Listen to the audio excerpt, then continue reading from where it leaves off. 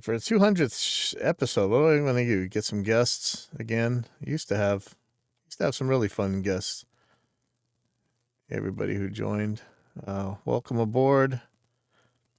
We'll see how this goes.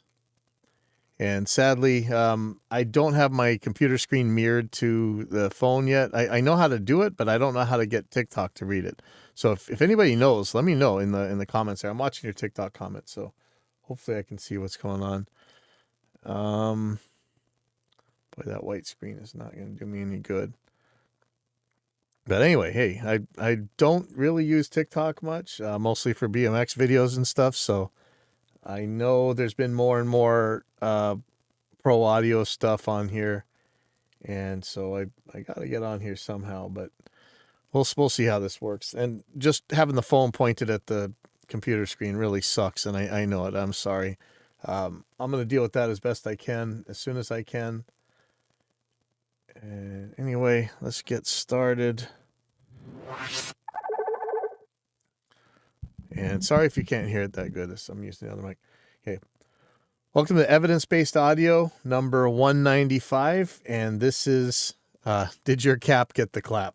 And I'm sorry, but there's no way I could leave this off. So with the new acronyms coming out and stuff, I mean, come on. What are you supposed to do? So anyway, let me start out with a TGP thread, the gear page. And the original post is titled, How Long Will Pro Tools Remain the Industry Standard? So the guy says, I'm looking at learning Pro Tools for valuable experience since it's regarded as the industry standard DAW used by the pros and top studios, etc. Despite this, many sources I've read say that Pro Tools is a bit dated in comparison to other DAWs these days. I'm wondering how long it'll be considered the industry standard and why it became that way in the first place. Do any top studios or pro-level musicians use other DAWs, for example, Cubase, Reaper, etc., or is it pretty much expected that you need to use or at least know how to use Pro Tools if you're going to be taken seriously as a pro in this game? Do you think any other DAWs will eventually take over Pro Tools' mantle of being known as the industry standard? Man, some of you guys know how fun I thought this was. So, let's be real. The reason Pro Tools really got taken in, okay, first of all, they made sure they were in every educational institution that mattered at the time. And they also made sure they were in every studio that needed to be there at the time. And back then, the native stuff just wasn't quite so strong, but it wasn't, it was probably first with a lot of stuff. The DSP stuff was really made things possible. I mean, you couldn't run 1 million tracks back in the day. And, warts and all, it was the best thing for a lot of years. And there's really probably no reason for most people to have left it in the first place. All that said, let's just let's look at these questions one by one. I've read say that Pro Tools is a bit dated in comparison to other DAWs these days. It's been dated since about 2001. I mean, most DAWs, you could do so much stuff that you can't do in Pro Tools. But then again, Pro Tools had routing that you didn't have in other plugins. It had really low latency, had DSP to run things. But, something as simple as dragging and dropping audio or mono versus stereo tracks. It was horribly behind in these things, but not necessarily in a way that really mattered. I mean, if you wanted to replace your tape recorder with a DAW, Pro Tools could do it. There's a little bit of hardware latency, but not much. And you guys, I mean, if you guys know me for a long time, I was at war with Pro Tools long before we started developing Reaper. I just hated the thing. I couldn't stand using it. I was forced to use it in a lot of studios. It was so slow for me by the time it was really running. So it's hard for me to say these things, but it's true. There's a lot of pluses of Pro Tools. And I just recently heard a podcast with Vin Curliano from DawBench, where he talked with the original developers of Pro Tools, and these guys were cool as hell. I never knew of that. I mean, all I knew was a bunch of schmucks that the schools would send out that were just absolutely terrible. That said, we always had a very up-to-date modern Pro Tool system, and we could use it. I just didn't like to. So it's always been kind of dated, but that may be why it's so stable with people. All right, stop swiping me. It's TikTok. I'm trying to use TikTok for once. Okay, do any top studios or pro level musicians use other DAWs? Okay, now that's a whole nother story. So when you're talking about scoring, orchestras, stuff like that, tons of people are using other stuff. When you're talking about movie sound, people are using other stuff, though Pro Tools is still pretty big in that. When you're talking about video games, now, the video games industry puts the music industry to shame. I'm sure you guys know that. They're using other DAWs. Obviously we've seen what these video game guys are doing in Reaper, like in Call of Duty and stuff like that. If you're an artist and you don't care about bringing it into the studio or whatever, use whatever the hell you want. And, it's not hard to get waves out of whatever program, but if you just want to be able to hand off a project and have people not have to do anything, in theory, and the way it's sold, if you have Pro Tools, you can just do that. Of course, it's not true because you're going to have different plugins and things like that, and some of the settings aren't quite right. But in general, you can just hand this thing off, and somebody else will be able to open it up. We've got all these translator programs, so it's really not a hassle, but it is one more step. So, if you really, really, really just want to hand something off, it's still probably Pro Tools. At least in most studios, at least in the bigger studios. I can't be bothered we test in Pro Tools for our plugins and stuff, but it's not something I want to do. I'm not going to use by choice. Okay, hold on, let me just make sure we're good.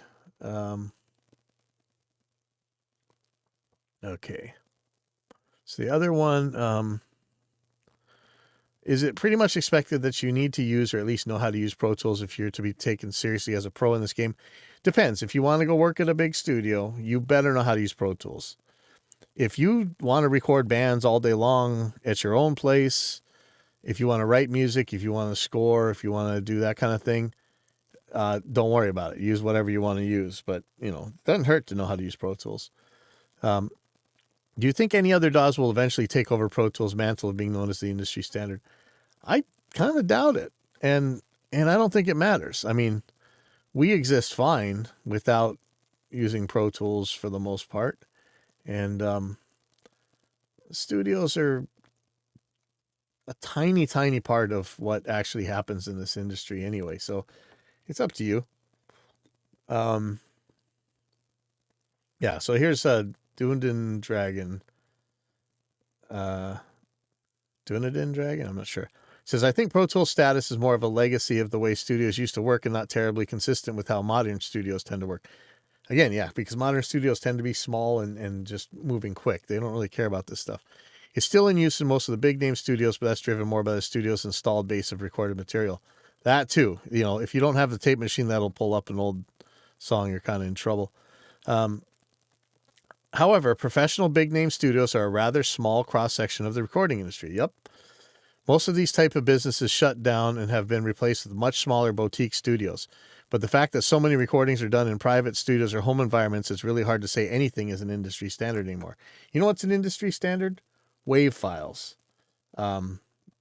VSTs, to some extent audio units and AIFs or whatever you call them, other files. It's the files themselves that are the standards at this point. Except for Pro Tools, everybody can use VST plugins. And in fact, you can even kind of use those in Pro Tools as well, sort of.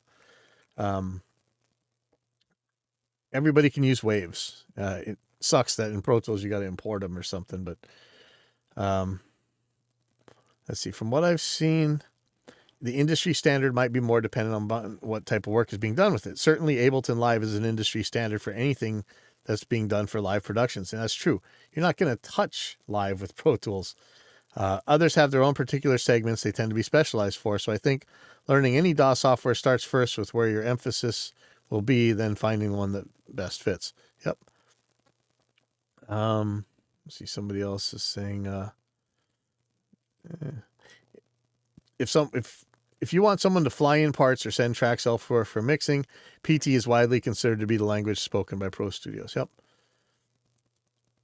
This is a weird thing. In my opinion, if there were only one or two competing DAWs, then they'd be able to give Pro Tools a run for its money. But with so many different choices, PT remains critical mass in bigger studios. I don't know if that's the reason, but it's a good point.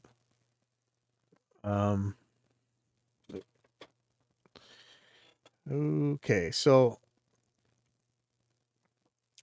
this is a funny thing, and anybody who's worked with me over the years, or actually, you probably know this is not really all that true. As someone who's been using Pro Tools since its inception, I confess to being biased, but it's the industry standard for a reason. Are there people who prefer the workflow in other software? Sure. Are there better MIDI-based systems? Yup, probably. But for the whole package, for the ability to compose, produce, record, mix, and master at the highest level, Pro Tools wins. If you haven't spent years with it, you don't realize what it can do. I confess I still don't know anything, but anyone who asks me what software to use for music production, I say hands down Pro Tools. See, somebody else said something about mix. I'm trying to find the editing. Oh yeah, here we go. Okay, so here we go. Not to reiterate from above, but Pro Tools is king when it comes to editing, in my humble opinion. And you guys know, I think it was the worst. Sure, you can do it in any other DAW, but not with the speed and ease. No way. I'm talking more of once you've recorded tracks and really need to get down to the business of editing and production, setting up some powerful mix templates that are easy to follow. Those are different things, but I'm telling you, editing in Pro Tools was the pits. Let's see. So I answered this because, yeah, and it's other Miroslav already answered. You should check out Samplitude Pro X. It's better for audio editing, and many PT users have come over to Samplitude have been amazed at the capability and features that PT didn't have, though I'm sure by now PT has copied some.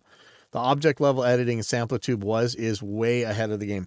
That's true. We bit some stuff for that in Reaper, actually.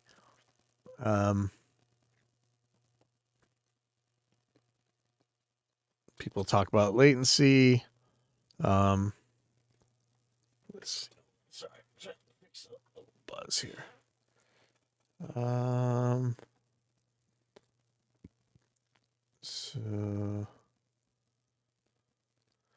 So I said, I was responding to this editing thing, and I said, I can think of one DAW that was specifically created because of how slow and poor PT Pro Tools was at editing. At the time, when you moved items around in Pro Tools, you couldn't even see the contents as you dragged them until you released the mouse button. It was pretty much the reason for all the complaints about how spitty and clunky crossfades used to sound.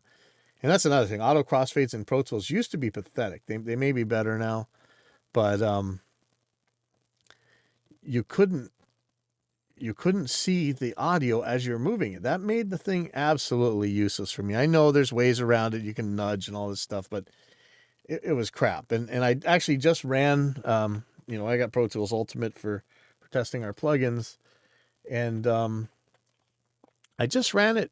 You still can't just drag and drop waveforms in it. Like a joke. But the editing is better. You can see the waveform now as you move it. It still feels weird, but it's okay.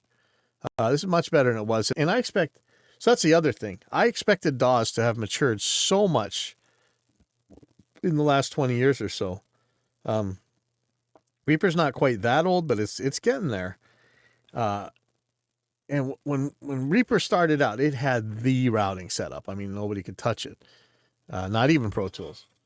But I expected that everybody would have that kind of routing now, but we're working on a Noisegate plugin for somebody that relies on a sidechain, and the sidechains on these other DAWs are a joke. I just don't get it. I would expect so much more out of this by now. And it's weird, but I'm sure I've probably said this story a million times before, but some of you guys know this. I used to play a fun game with the Pro Tools reps and the teachers from the recording schools where we would edit toms, me on Vegas at the time, and Pro Tools experts on Pro Tools. I'd finish, drive down to 7-Eleven, and bring back coffee and donuts for all the students so they could watch their teachers struggle with this task. I would get done so fast, and these guys would still be on it. I mean, the editing on Pro Tools was terrible. I don't know how that whole thing went. Another guy says, what's the I/O latency of a Pro Tools hardware rig? About half a millisecond at 96K. What's the lowest latency you can get with a native rig? That's why it became industry standard. And yeah, if you want to work at super low latencies, Pro Tools is still damn good, man. It wasn't zero latency though, but yeah, the ecosystem is already there.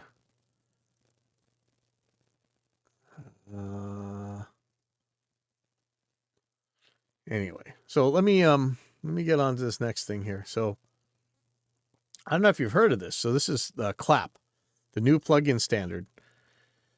So Bitwig and Yuhi are excited to announce Clap, Clever Audio Plugin API. The new open standard for audio plugins and hosts. Clap offers modern features, innate stability, and rapid support for plugin and host developers. And since it's open source and liberally licensed, Clap is a safe bet for the future. Do we need another format? But then again, like when we wanted to go do VST2, it was a hassle because Steinberg decided they didn't want you to make VST plugins anymore. They wanted everything VST3. And at the time, that was a problem. VST3 has matured a lot since then, but is it good to have one company in charge of this stuff? But even with this Clap, with the open source or whatever, does that mean that they're not going to just do something stupid later on? But let's see. Advantages of Clap for musicians. Developed in collaboration with experts from diverse fields in the music software industry, Clap is a cutting-edge plugin standard designed for modern computers, software, and paradigms. Clap caters to a novel DAW concepts and opens up new horizons for what plugin can do or be. I'd love to hear some specifics, but so he's saying better performance from modern CPUs. And John Tidy just put out a video testing this stuff, and that doesn't actually appear to be the case. But developed with modern CPUs in mind, Clap takes multi-thread management to a whole new level, which is actually a problem, but it's more of an OS problem, isn't it? With a clear and efficient allocation of roles between plugin and host. Specifically, Clap allows collaborative multi-core support between plugin and host through a so-called thread pool, also allowing hosts to manage CPU threading for plugins that provide their own multi-core support. Preliminary tests show significant performance gains. A better and faster organization. Clap hosts can read plugin metadata and help you organize your plugins. Yeah, I don't really care. That's nice, though. Better modulation. The Clap standard promotes new ways to create music with automation, modulation, and expressions. Here are a few examples. Clap supports per-note automation and modulation in accordance with the recent MIDI 2.0 specs. That's interesting. Going one step further, Clap's parameter modulation concept allows for temporary parameter offsets. Parameter modulation is non-destructive, so as soon as the modulation is finished, the target parameter will return to its original state. So that's, I wouldn't doubt for a second that came from people using Reaper. My YouTube keeps crashing. iPhone issues or app issue, I don't know, but I'll be trying to listen. Oh, sorry. Okay. So I'm pretty sure this parameter modulation is going to be like how Reaper does it, which is cool. Clap makes it possible for polyphonic plugins to have their per voice parameters modulated for individual notes. I don't see why you couldn't do that with VST, but okay.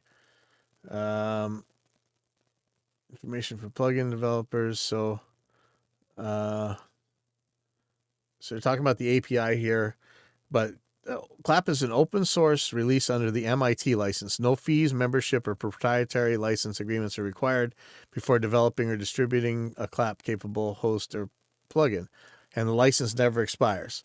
In a nutshell, there are no entry hurdles for developers, and plenty of open source projects already benefit from Clap. MIDI just works.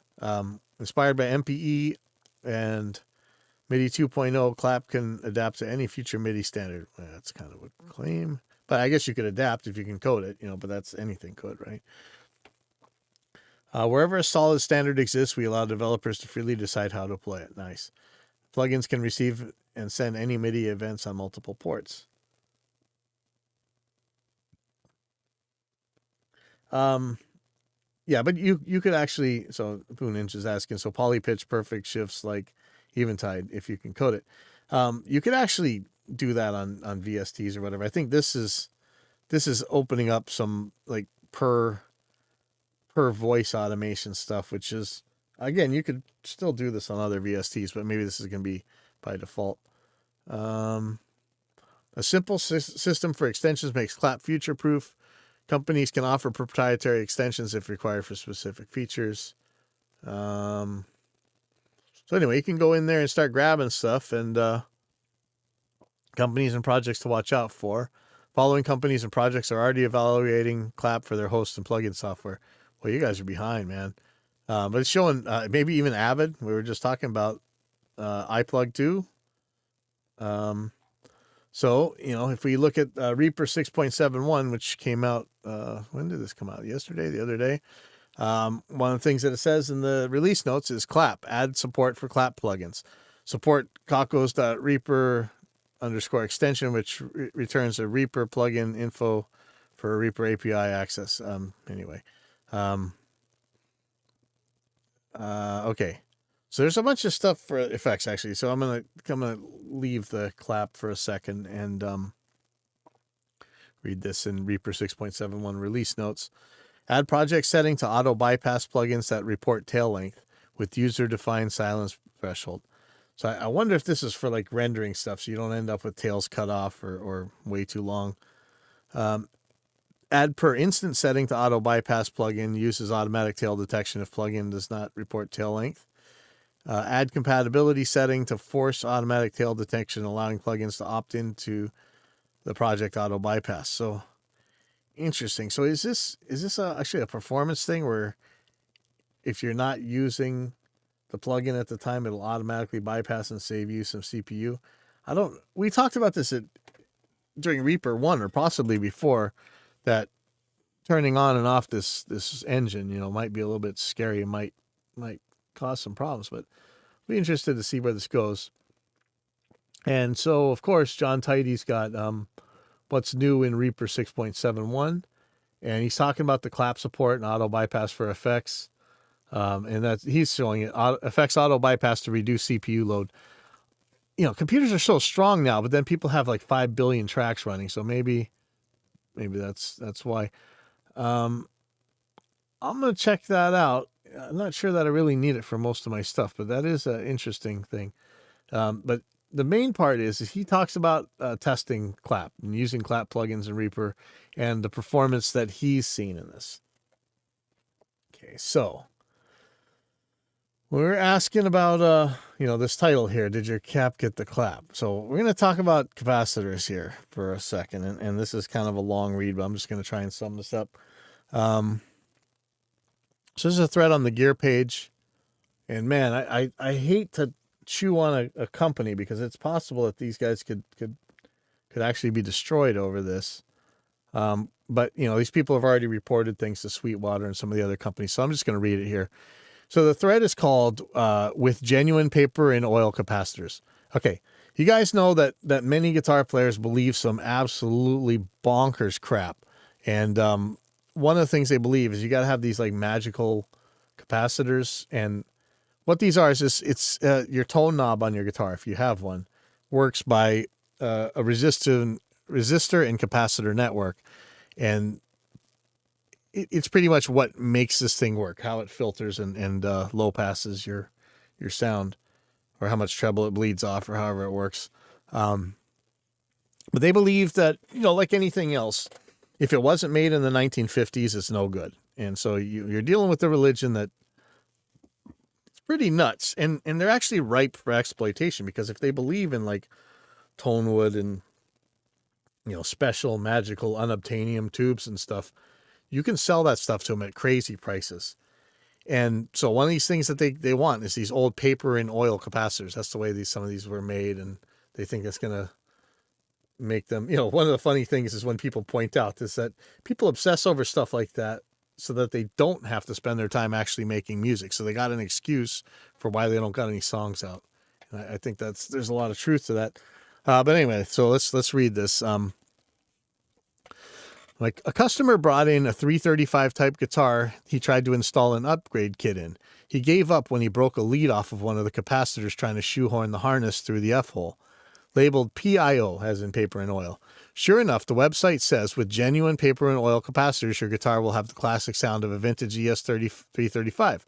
Let's have a look then. So he's got a picture here, and it's obviously a sleeve that somebody called, man, should I even name this company? I'm kind of scared. Not that they're going to come after me, but if it turns out that they're a little more innocent than people thought, I don't want to get them fried. But anyway, they put their own sleeve of their own company over this capacitor, like a little plastic sleeve, so you can't tell what the original is, or maybe it's just to advertise their stuff better or whatever. They charge a premium price for these things that you could probably get for pennies back in the day, maybe dollars now.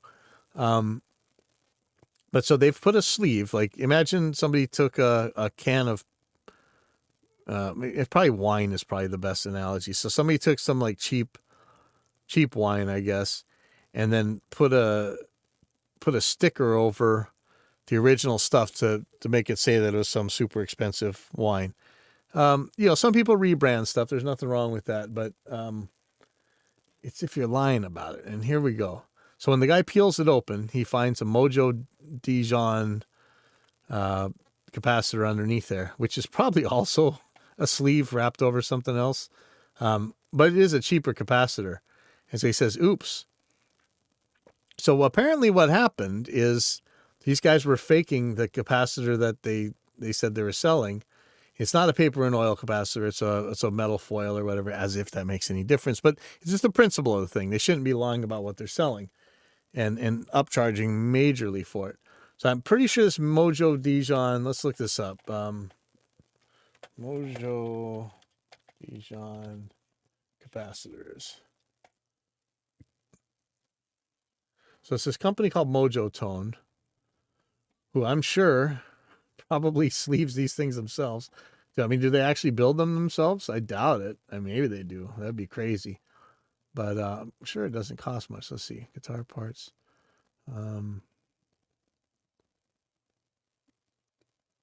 Parts, electronic parts, capacitors. Okay, here we go. Yeah, so even their own capacitors are $1.25. So that's what's in there. And apparently these ones that this other website is selling, it's like for $25. High-end vodka. Buy a cheap and triple coffee filter and filter it yourself. Is that what makes vodka better than other vodka? Is that it's filtered better? So anyway, these capacitors, they don't cost that much, but look at these, like the Bumble. So I think these might be paper and oil, these Bumblebee capacitors. They look like old Gibson caps. They look more like resistors, honestly. $27 for them. It's crazy. But this is the cap. This is where this capacitor actually came from. And it's $1.25 part. And these guys are charging a lot more and lying about what they are. And lying, just lies up and down. So somebody answers, why not? It's all nonsense in a guitar circuit to begin with. Yes, that's true, but it's the principle of the thing. So somebody said, I took a screenshot of the photos and wrote to the company an email suggesting they change their advertising to reflect those capacitors as being film and oil. Wonder what the response will be. Let's go. So somebody else says, man, it doesn't get much more blatant than that. This is Hall of Shame material.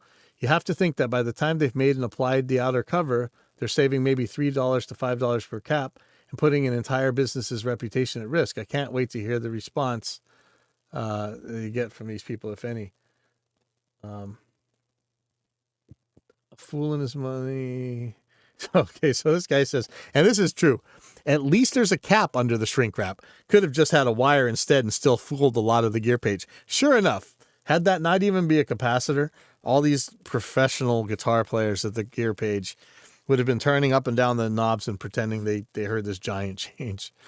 And 1,000% not cool. Why rip off people like that for a few extra dollars? Let me know if your customer is in need of some. So this guy's got his own paper and oil. I was just about to order a Strat harness from this company on eBay. I've changed my mind now. This is the type of thing I like to show customers, those expensive upgrades. And, okay, so here it starts. I see they're backpedaling pretty rapidly. They have made unavailable the 920D custom E335 wiring harness upgrade, paper and oil capacitors, $149. And now they have the 920 custom ES335 wiring kit, $109.99, which features the WD Blue Tone capacitors, which are not listed on the WDmusic.com website. Interesting. Somebody else says, repackaged Mojo Tone capacitors. Shame. I've contacted them before about their ads. They also advertise CD orange drops as Sprague Electric orange drops.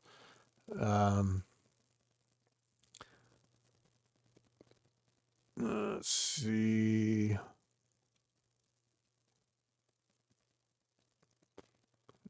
Go to the next page because this starts to get interesting. All right, so here we go. And I really don't know if I want to say these names. Let's just say Jimmy here with the company in question. Gentlemen, during the pandemic, we ran out of every type of capacitor we use for every build that we make.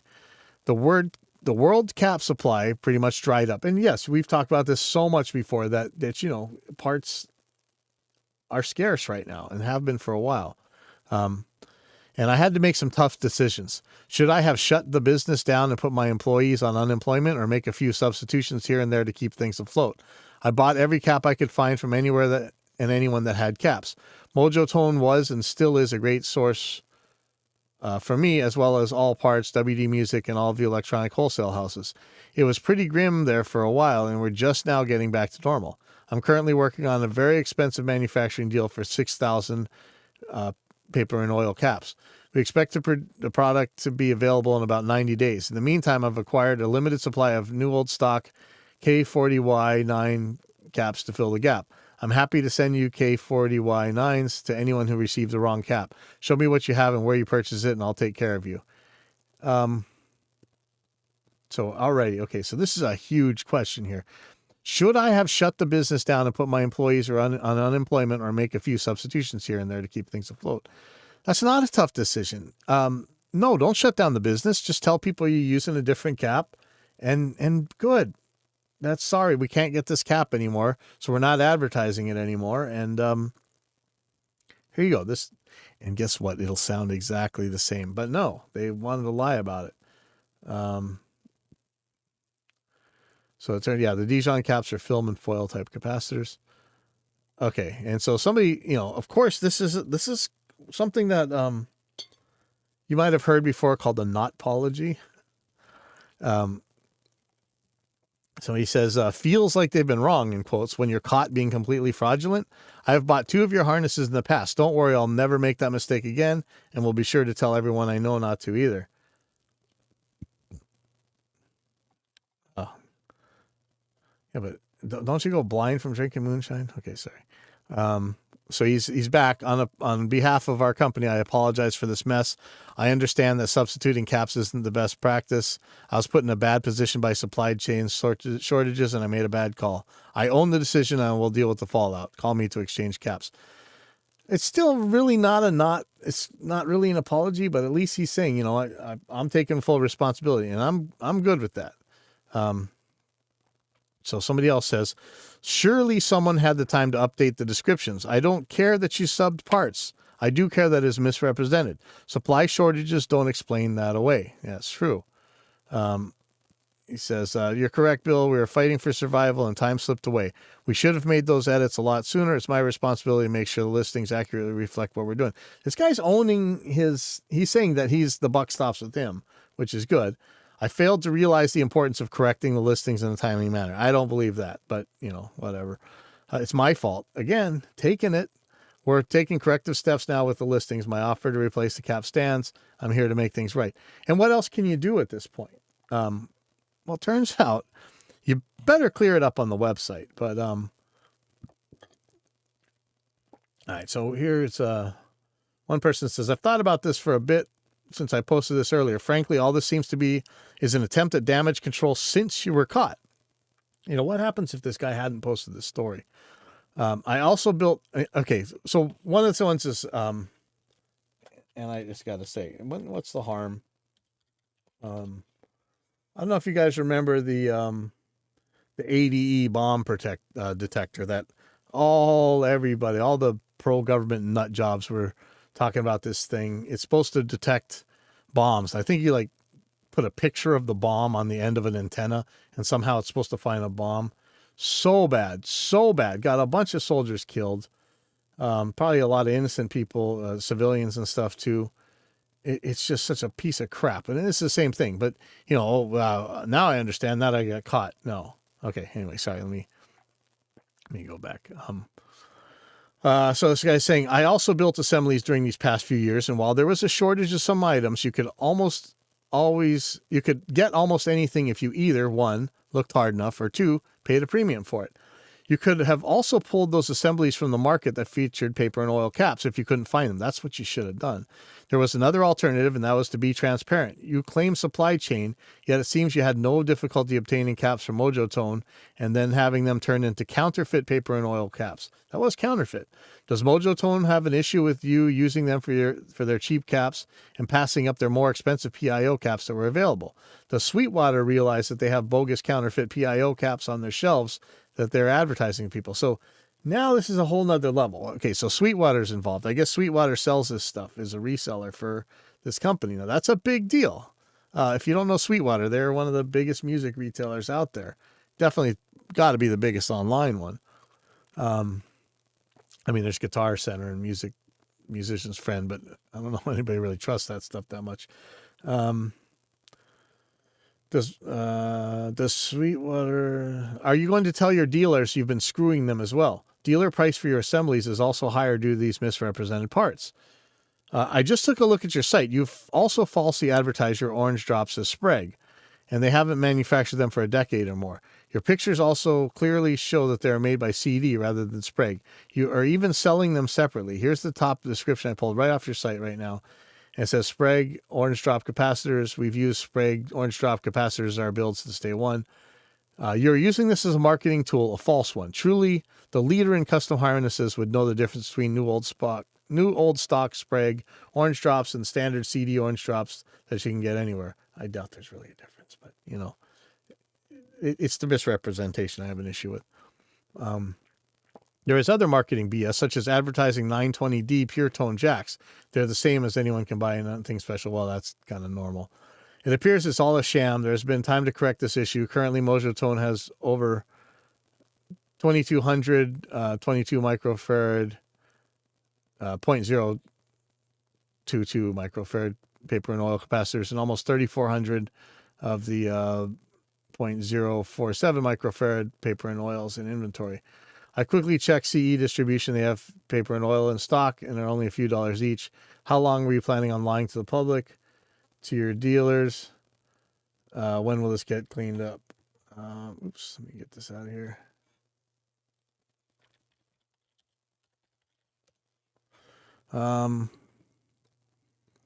Okay. $15. Okay, so let me get to where this gets interesting again. Somebody says, and this is kind of how I feel, sort of. I think everyone needs to take a moment to appreciate the Jimmy guy actually showing up to own this, and that's not something that happens too often. It's true. Usually they just sweep it under the rug. The struggles of small businesses trying to survive the entire world shutting down for 2 years shouldn't be minimized.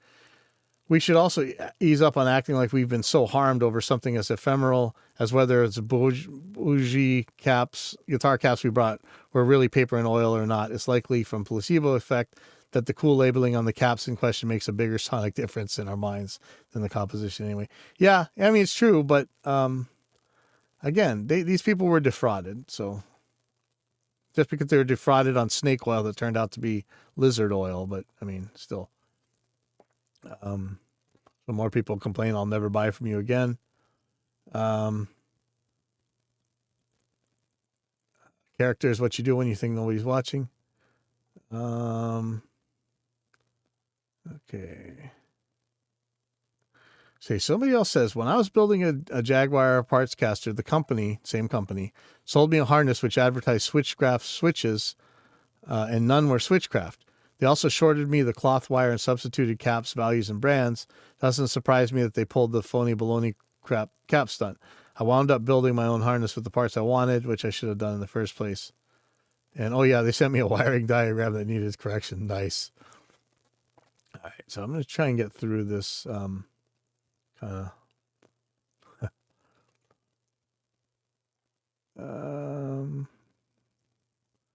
Let me move. So yeah, the thing is, they're calling them out. Are you cool with someone lying to their customers, charging them for parts that they aren't delivering? No, of course not.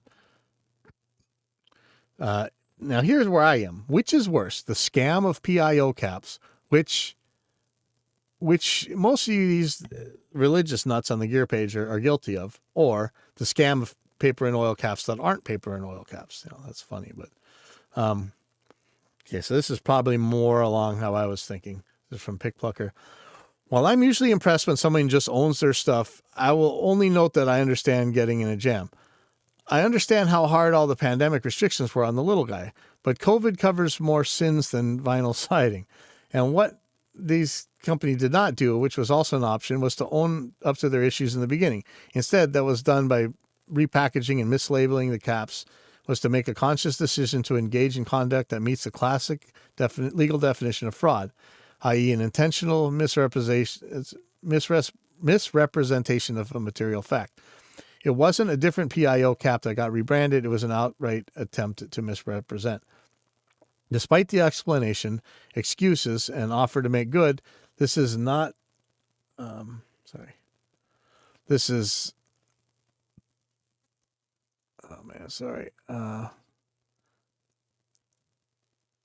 this is not addressed in any response from the company that I read. I'm of the opinion that all the nonsense about caps is another Tonewood kind of thing that is either just myth, marketing, or, and I don't discount this in the least, just something that I'm not really sophisticated enough to notice the difference. But whatever the reason, and whether or not there's a difference, people do put stock in it and pay for it. And to mislead so egregiously is really sort of unforgivable. I feel for the tight spot, and I also have made enough bad choices in life to understand that some things there's just no fix for. It's a shame to have worked hard to build up a reputation and then have it all come crashing down on you because of one bad decision made in a time of extreme stress. But that is what it is. They'll recover or not. But it's a much longer road ahead than for them, and the consequences for both the company and its employees are much worse than might have been if they had just been honest from the get-go. I don't think there would have been any problem from the get-go. They just wouldn't have sold certain caps, period. Like someone pointed out, integrity is what you do when you think no one is watching. It's also something that once the perception of is lost is extremely difficult to recover. The whole thing is a shame. Here, I know some of you guys are already thinking this. So this is a Taverner said, an interesting thing would be if anyone here has a harness from before COVID and is happy to take a closer look at one of the PIOs. Yeah. Okay, so I gotta, there's a lot of pages here. But things get interesting again. I'll get to them in a second. I'm just clicking through the pages. Sorry. It'll take me a second.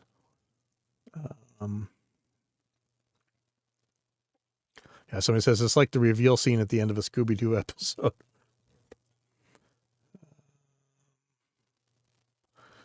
Maybe it was a paper and oil before the heat shrink was cut off. Schrodinger's capacitor. Okay, take that, quantum nerds. Let's see. Okay, so now here comes the owner of the company. So that wasn't the owner. That was an employee.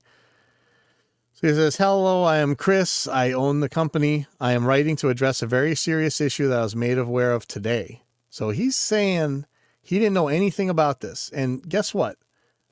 I'm okay with believing him. I don't have any evidence to the contrary. And I know that the, TGP is always going to have all their conspiracy theories. And so definitely he knew about everything. He's the evil mastermind and he caused 9/11. So, but he may be telling the truth. But anyway, over the past 2 years, there have been many supply chain issues that all of our companies have had to navigate. In the heat of the pandemic battle, Jimmy, the manager and public face of our company for the past 10 years, made a critical, serious mistake. His judgment was poor when he decided to switch from our original paper and oil capacitors to standard caps and continue to advertise them as paper and oil. Let me be clear about one thing. No one in our company except for Mr. Jimmy was aware of this decision.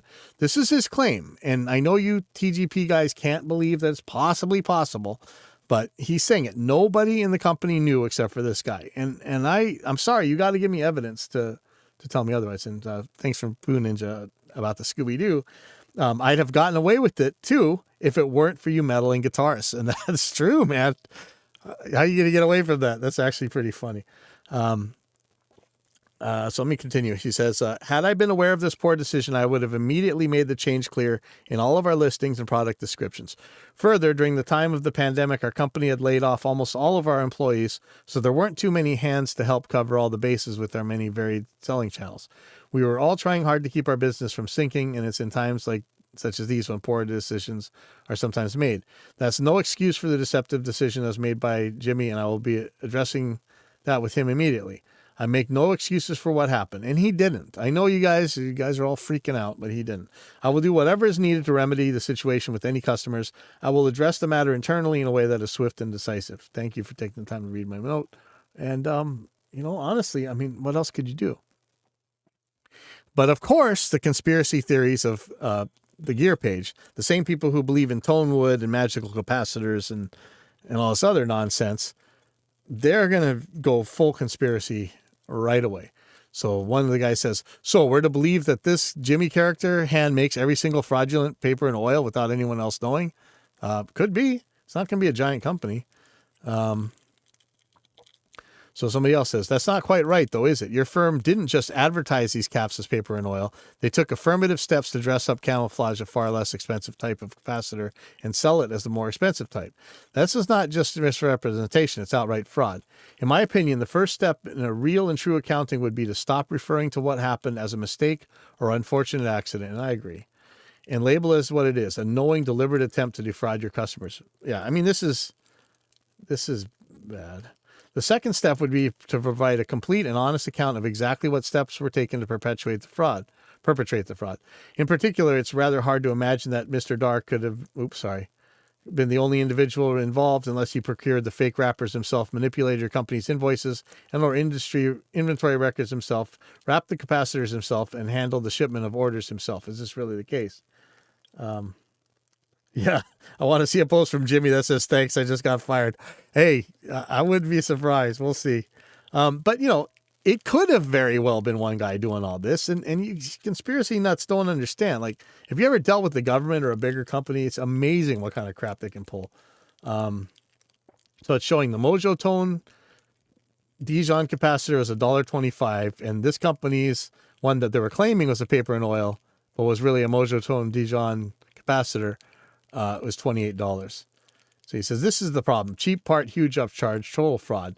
It would have been so easy to just say they couldn't get the oil paper cap. I appreciate the guy owning up, but I'll never buy from them again. Let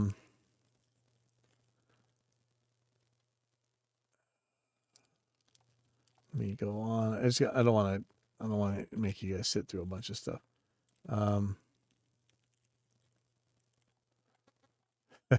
Play the paper and oil cap uncertainty principle game. What you buy might be paper and oil, or it might not, but you won't know what you have until you cut off the heat shrink, because you sure as hell won't be able to tell with yours. So again, you guys, okay, it was wrong for them to rip you off, but if you guys created this market of nonsense by spreading all this anti-science crap, so you're partly to blame for it, honestly. Let's see. Still got a stash.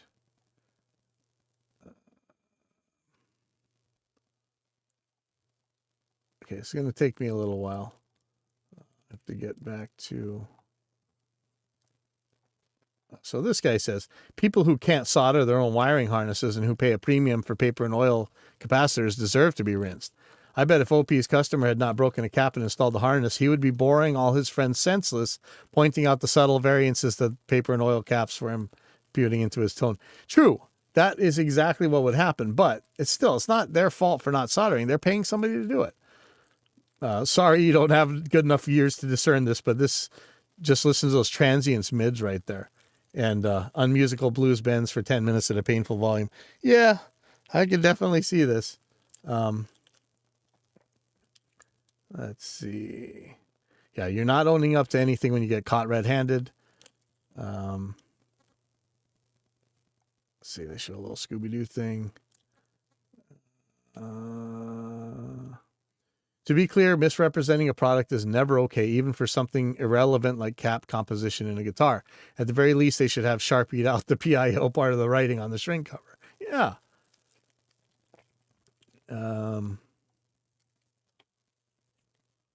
But I say this guy answered that thing about if you don't solder your own. Look, I'm a solder jockey. That's my thing.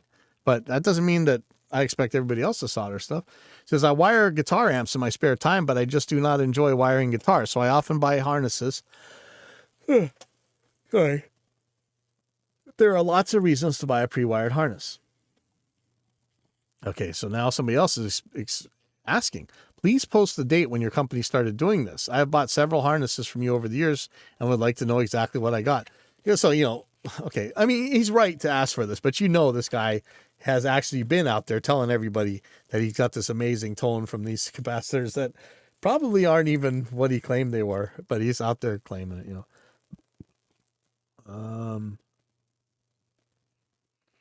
Yeah, somebody else. I live with a condition that makes it difficult to solder for long periods of time. I can solder a couple wires to a jack with no problems, but it gets ugly for me making multiple connections. Look, stop being the victim. Jesus, 12 pages. I just want to catch the parts that make.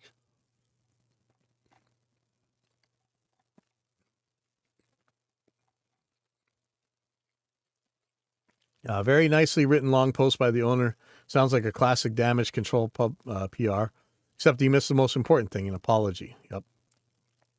Yep, tells you all you need to know about the company. Stay clear of this company. Ouch.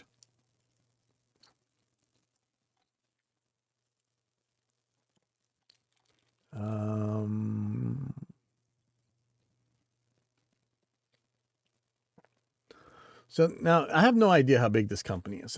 It sounds like it was down to like less than 5 employees during the COVID time. I'm not sure. It says, well, I am sympathetic because in a company with the organizational size and complexity of these guys, it must be hard to provide oversight of all the different departments. I don't think it's got that many.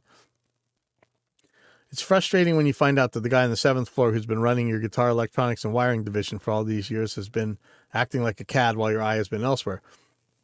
It does, however, explain the print fake paper and oil wrappers and cover film and foil caps with fake paper and oil wrappers expenses that you were going to query about him at the next board golf day. You guys all think that this stuff is accounted down to the fraction of a penny. It's not. I mean, remember the $800 hammers? Get out of here.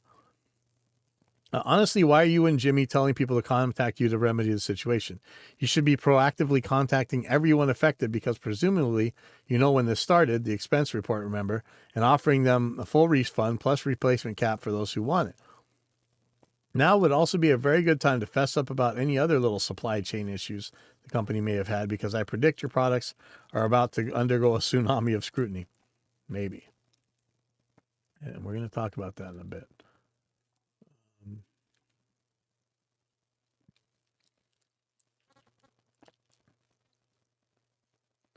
So the original poster, or one of them, said he just checked the website. There's been some changes.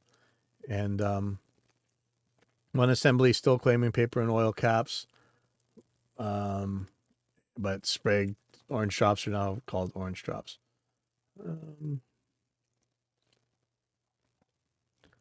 Let's see.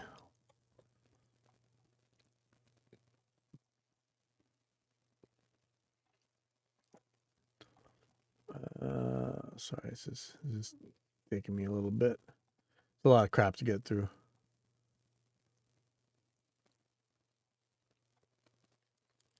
It's funny because there's a lot of people on there that agree with me about, this is just nonsense, this capacitor stuff. But that doesn't mean these guys should have been ripped off.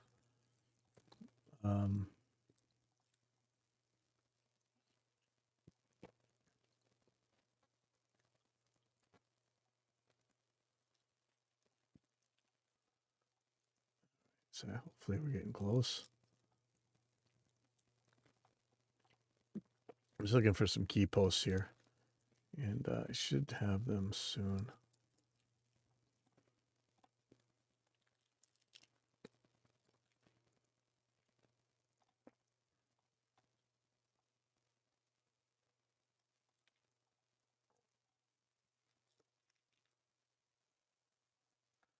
The victim blaming.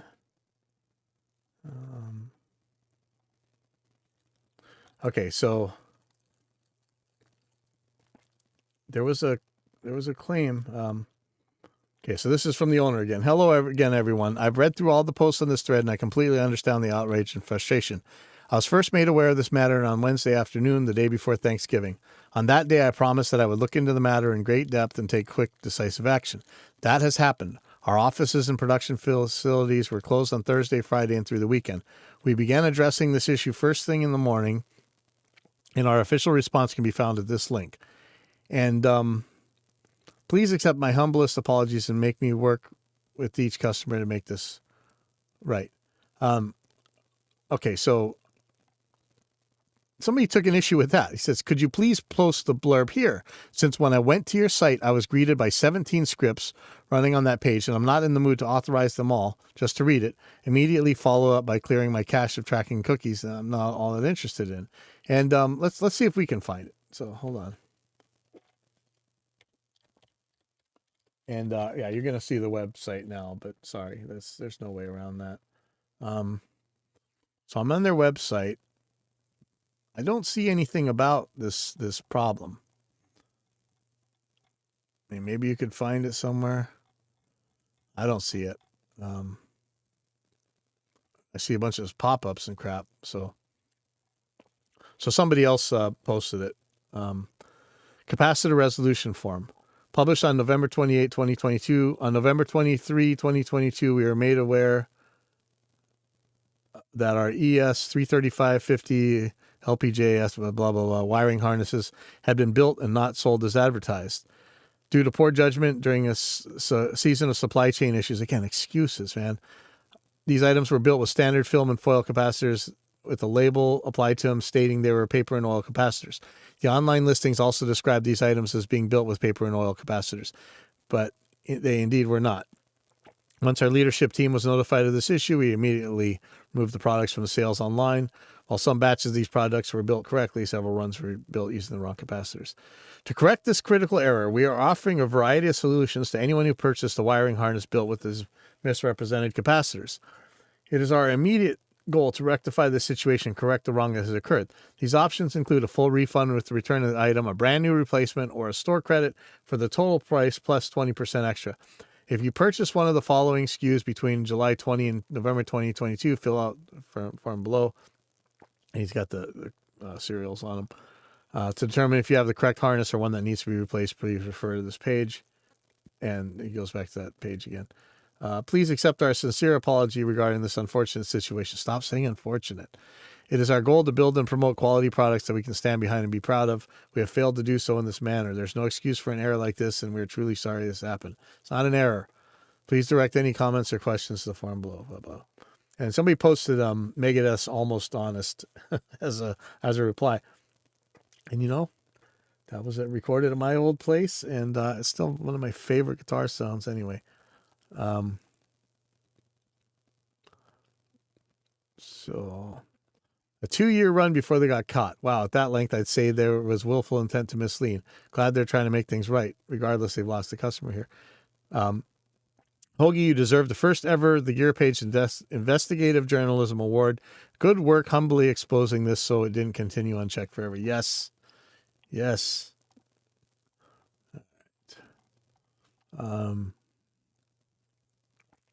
So somebody says, again, here comes the conspiracies. So it sounds like Jimmy is playing the scapegoat and the company is saying he did all this without their knowledge. Sure.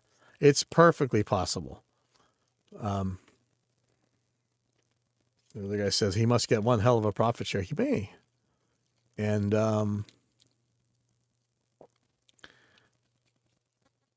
it's a crazy coincidence. They stopped doing it the same month they got called out for it. So how big is this company? So first of all, they're saying they're too little. Yeah. All right. See you, Ninja. especially a company that's large enough to have an owner and entire leadership team that is completely unaware of what they are and what they aren't ordering. You guys really think, man, this is okay. We've talked about the Dunning-Krugers of this site before, but yeah.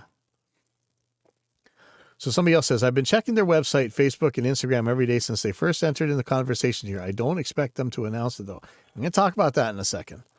So they're talking about how you can't even find that apology on the website. So he says, the link provided here works, but I can't navigate to it on their website. Unless I'm missing it, the only way you can get to the forum or find out about this fraudulent caps is by using the link here on the gear page. Now that's bad. Bad, bad, bad. Somebody else says, that's the way it looks to me too. If you're not reading this thread, you'll never know that the fancy ass paper and oil you spend a bunch of cash on is just a cheap old POS like the rest of us use. Sorry, that's... so he says, I'll be interested in what happens. I've messaged Sweetwater, who carries them, and Guitar World via Instagram about this issue. Curious if something is said. I think whatever goodwill and or credibility they had was trying to get rid of by offering refunds is dead. More and more just looks like a company trying to save face and spin an issue to get created. They still have paper and oil caps for sale. Look different than the fake ones they'd been selling, but are they real or just the old copy? Games are still being played. Last Wednesday, 920... Oh, sorry. Said they were working on a deal for custom paper and oil caps, but we're a month away. How could the company have them now for sale? More deception. That's actually, if you have dealt with apologetics for as long as I have, you know there's actually some explanations for that. So I said, okay, here's me, and I'm going to get fried for this. We can't know whether the higher-ups knew about this. Please don't just jump straight into the gear page conspiracy stuff. And somebody says both the shop manager, who the owner blamed, and the owner have both admitted on this thread that the caps were fraudulent. But again, that's not what I said. The owner said he didn't know anything about this until the other day. This isn't a 200 employee company, just a handful of people. And those two people have admitted the caps were fake, the higher ups. So you guys got to pick. Is this giant company where everybody would know every single thing that everybody's doing? Or is this a tiny little company? And so I said, that's not the claim I was objecting to you. Are you saying he knew previously that they're engaging in this? We need evidence for that. And I don't think anybody gave me any. Let's see. So somebody else says, if you didn't know, then you aren't paying attention to your business closely enough to be certain that the guy managing your business isn't pulling stunts like this. Bull. I do apologize, but I call BS on this. Bull. It happens all the time. You either knew or didn't care or didn't know and were not paying close enough attention to what was going on. In either scenario, you're asleep at the wheel. Bull. You don't know everything that's going on at your company. Sorry, you can't. In fact, legally, you'd probably be in trouble for trying to know a lot of the things are. Of course, Blue Jazzoid said, here's a new song, Misrepresented Capacitors, explains it all, sung to the tune of Careless Whispers. Now, you probably should go over there and check this out because this is pure genius. So remember the song Careless Whispers, so that George Michael or whatever, or Wham or something? It says, I feel so unsure as you take your cash and ship me, tone to die for, to the upgrade mind, paper and oils divine. But now I find you substitute Dijon for $27.99. I'm never going to enhance again. I paid for tone, but all I was given, a cheapo cap and a fancy wrap, and now I feel a fool. Should have known better than to trust the trend and waste my hard-earned cash so willing, so I'm never going to enhance again and buy my caps from you. That's awesome. Awesome. Somebody else said, by the way, I forwarded this thread to my Sweetwater rep, and they're kicking it up the chain to look into it further. I'm sure I'm not the only one, but just making note of it. Okay. And so somebody's answering me about, we can't know whether the higher ups knew about this. Please don't just jump to the straight TGP conspiracy stuff. He says, I agree we don't know enough specifics to know exactly who knew what when, but this idea that it was an act of a well-intentioned, if misguided, desperation by a single employee with no one else involved really does beg a belief. Now, again, that's a straw man. I didn't claim that it was a well-intentioned act. I just say that I think maybe some of these guys live in Europe and where things are just so micromanaged and you're just completely told what to do all the time that they really think everybody knows everything, like Big Brother or whatever. That's not how it works. At the very least, it implies a disturbingly lax attitude towards inventory. No, it doesn't. Companies like them obviously have to closely track their consumables. Buy part X, use, sell part X, buy more part X. Part X can't just magically morph into part Y without causing inventory anomalies. It can. It really can. Remember the $40,000 washer or bolt or whatever that was. If this was really happening over the span of 2 years, then at the very least, their accountants have some explaining to do. They may, or they may not. But here's his evidence, and I'm inclined to, take this seriously. It gets even more far-fetched when you consider that someone had to procure or create Part Z, which is the fraudulent wrappers. It's not like there's any legitimate or innocent reason for those to just accidentally appear out of the blue. They had them. They already had them. They were already wrapping those things. They were wrapping the other paper and oil ones in, so that's not really surprising. But there are things like that aren't that exact example that probably need to be thought about.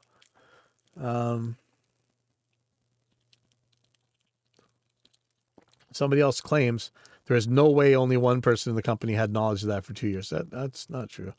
And so here's how I answer, because we've had plenty of stories where you've watched me get totaled by Facebook and YouTube for they were busting me for using my own speaking voice, not copyrighted songs, but they're all claiming that's copyrighted material of somebody else's. And so I say, so are people actually under the impression that Mark Zuckerberg was aware of what the Facebook Content ID teams was doing to me, and then later to many more like Rick Beato, where they were accusing me of intellectual property theft and blacklisting me, muting me, and banning me for using my own speaking voice and drum sounds coming out of my own studio?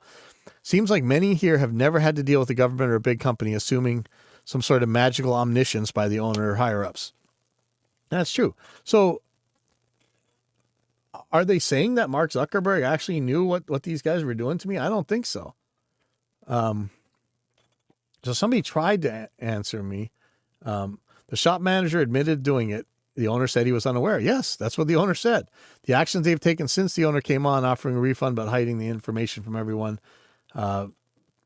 doesn't pass the smell test. I don't care. That's not the claim I was making. I was saying the owner says he didn't previously know, and I need evidence for that. And this is not evidence for that. And then in response to my Facebook thing, you're saying this isn't a big company, apples to oranges. Okay. Well, if it isn't a big company, it's way the hell easier to hide this stuff. And somebody else, this total douche, like, okay, now how many times I got banned from the gear page for saying something like this? He says, are you under the impression that Facebook is selling wiring harnesses? No, dumbass. Like, why would I even, why? You're just being an idiot. Somebody else asks, how come when I go to their website, I couldn't find any links from the menu that's related to this issue? Yeah, they're hiding it. Somebody else said, repeatedly calling it an error is rich. Well, it might be intended to mean an error of judgment. It also implies that it wasn't intentional and that the caps were mistakenly labeled paper and oil. No, yeah.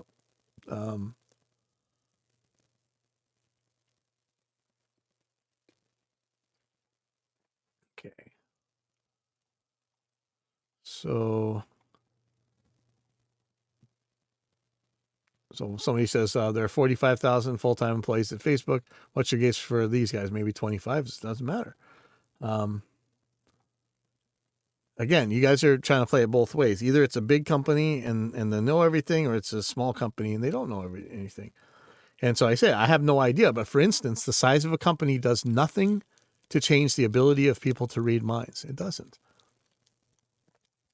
So I want to talk about this one. So, we're talking about this with one of my engineering groups. What would you do to save this company? Can the company even be saved? Or is it even in danger and the idea is just some kind of forum in a dark corner of the internet? Now, I don't know. I really probably shouldn't name this company, but there was a company who was very popular, who everybody on this stupid forum constantly drools over and says how great they are, that had a problem very similar to this. And instead of dealing with it, in fact, we offered to fix this for them for free. They just said, this is a dark corner of the internet. It's just some forums. Nobody cares. And back then, maybe that was true. Nowadays, people are so they spread stuff so fast. So I don't know. But I said it happened before, and I'd seen it, watched it with my own eyes. I saw a very skilled guitarist get accused of plagiarism, who wasn't even close to guilty of it, but his career was over. Even like 7 years later, many YouTube channels won't even have him on. It's nuts. In this age of cancel culture, once you're exiled for blasphemy or some other heretical sin, you have no chance at redemption. There is no forgiveness. In this company's case, it won't be facing cancel culture, but maybe beyond salvation. And it's true. Like, think about how many people who had their lives canceled. There is no forgiveness. There's no way back for them, you know? And, so can this company be saved? You know, I don't know. It's a really interesting question. Is there anything that they can do, to keep going? And, somebody says the company will probably be fine.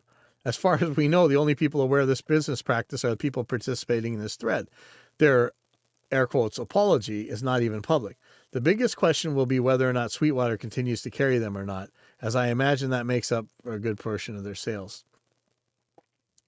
Some other idiot says, I assume anyone blathering on about cancel culture is worthy of being ignored. Well, good. Enjoy your echo chamber, idiot.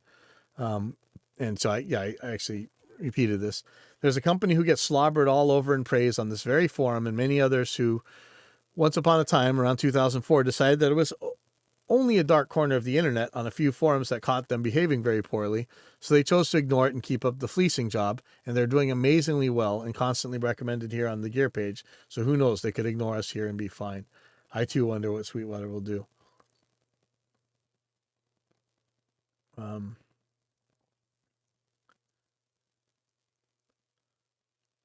So somebody says, cancel culture seems to be modern society's version of a lynch mob. That said, ethics and profits are mutually exclusive. That's not true. You can make a lot of money by being ethical. I mean, that's the whole point of virtue signaling, right? Maybe they're not being ethical, but they're pretending to be ethical, and they make a lot of money off it. I know the other counter saying is get woke, go broke, but that's because they get caught faking their virtue signaling. Says, and I think they exemplify that mindset with fake paper and oil caps. There is zero justification for the fraud that was committed and to which they admitted in this forum. What other parts may have been substituted? At this point, it is, in my opinion, impossible to regain trust, and the company should fold, with the owner facing litigation for fraud and potentially be barred from doing business again. But that's just me. I like transparency and honesty above profits, and that partly explains why my own business remains very small. Again, I don't know that the owner knew anything, but holy crap, what a mess, huh? What do you think? Let me know what you would do if this was your company. What in the world could you do? Is it even savable? Interesting. All right. Well, that's enough for me today. I'll see you guys.